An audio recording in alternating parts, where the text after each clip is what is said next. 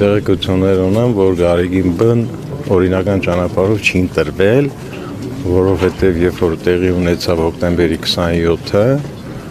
իմ կարծիքով անկախ մասնագիտությունից հոգևոր էր, թե նորմալ մարդ, իրան թույլ չէր տա, որ այդ օծումը շարունակվեր։ Ոստի հետո տեղեկություններ տարածվեց, որ ընտրությունը կեղծվել է եւ տվյալ ժամանակի իշխանությունը կարծես թե համատեղ միասին հոկտեմբերի 27-ից հետո գրավեցին իշխանությունը ոչ օրինական ճանապարհով, ինչպես իշխանությունը, այնպես էլ հոգևոր ջեմարանը, որը որ մեր ժողովրդին մինչև առայժմ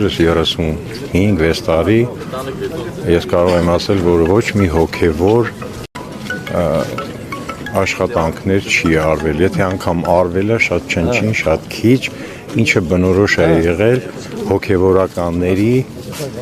նեղ շրջանակի համար։ Հավանիչ տեսանյութը եւ բաժանորդագրվիչ նորությունները բաց չթողնելու համար։